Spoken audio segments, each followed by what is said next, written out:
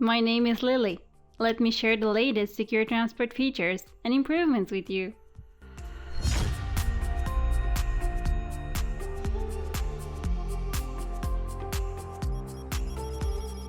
This month, we updated several third-party components that were reported in the National Vulnerability Database, including Apache Tomcat, Webpack, Jetty Server, and Jetty HTTP. You can refer to our third-party software and licenses document for the complete list. As of this release, using ED25519 SSH keys is supported in FIPS mode, and 2 key exchange algorithms have been added to the list of defaults on fresh installations. You can find the full list of supported ciphers, cipher suites, key exchange algorithms, and public keys in our security guide, both for FIPS and non-FIPS mode. The Axway installer has been reworked to help you have a smoother installation of SecureTransport. With this update, the installer now checks for available disk space and needed user permissions. It supports passing Java arguments to the setup.sh script and offers clearer error messages, such as the example we have here on the screen when a temporary directory doesn't exist.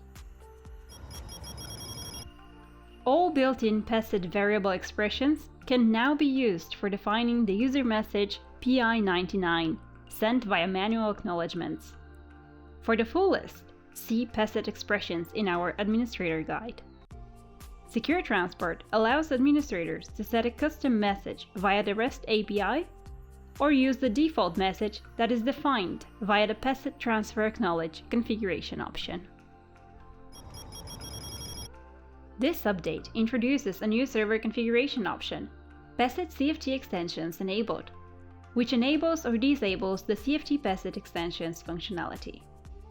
The option is set to true, which means that if no user message is specified in the transfer site and the send to partner step, then SecureTransport will structure the PI99 field in the CFT format.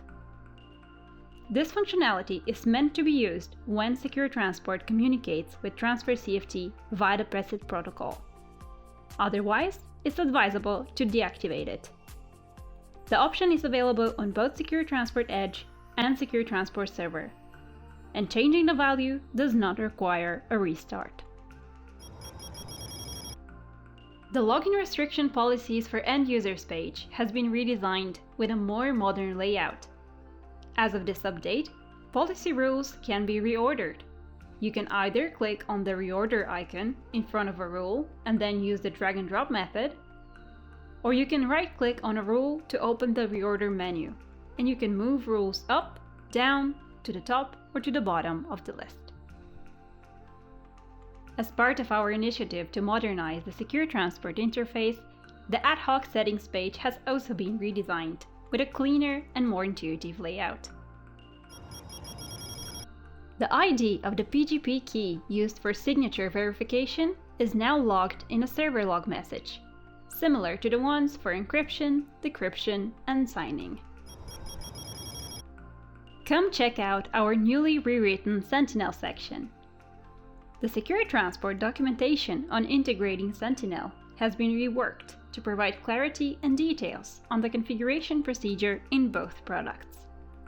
You'll find more information about all available options for monitoring SecureTransport transfers and transfer flows in Sentinel, and you'll find cycle graph examples for successful server-initiated pull, push, failed transfers, and more. Thanks for watching this month's What's New video. Apply this update using the links in the description below, and don't forget to like and subscribe. See you next time!